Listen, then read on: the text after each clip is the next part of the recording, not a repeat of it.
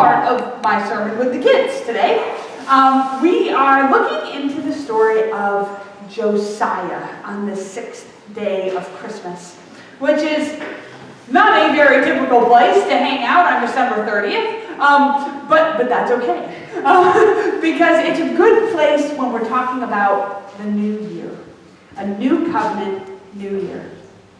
Let's get a little bit of lead up here, because if I just jump into 2 Chronicles, you might get a little bit confused about what's happening and what's been happening. So here we are. If you remember, King Josiah was 8 years old when he became king. 8 years old, the youngest king, and about 8 years after he became king, he began to follow God. He began to become much more conscious of following God. He was about 16 years old. And then about 18 years into his reign, so when he was about 36 years old, he sent two men, Shaphan and Joah. Shaphan was the governor of Jerusalem, and Joah was what they called a recorder. Would have been similar to like a scribe, to repair the temple. See, he was on this mission to repair a lot of the lost or damaged religious artifacts and buildings and things like that within Jerusalem. And so they brought money from the king, the Shaphan and Joah, and as they're clearing out the temple treasury, they found the book of the law, the Torah, from Moses. The book of the law. It had been lost. And they found it as they're cleaning out the temple.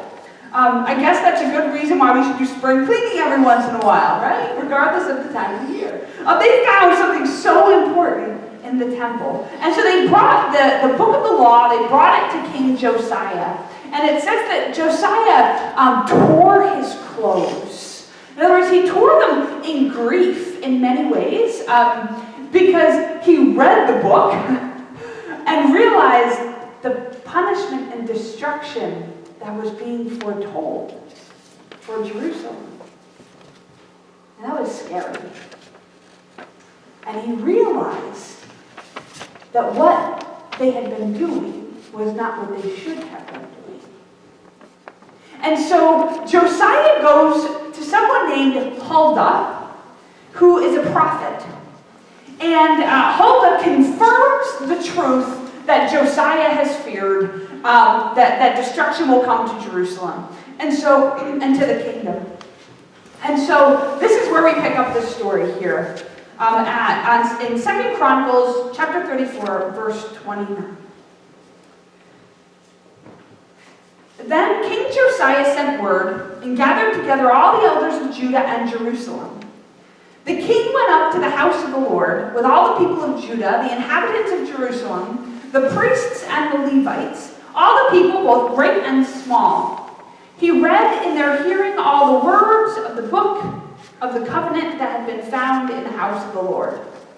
The king stood in his place and made a covenant before the Lord to follow the Lord, keeping his commandments, his decrees, and his statutes with all his heart and all his soul, to perform the words of the covenant that were written in this book. And then he made all who were present in Jerusalem and in Benjamin pledge themselves to it. And the inhabitants of Jerusalem acted according to the covenant of God, the God of their ancestors. Josiah took away all the abominations from all the territory that belonged to the people of Israel, and made all who were in Israel worship the Lord their God. All his days they did not turn away from following the Lord, the God of their ancestors.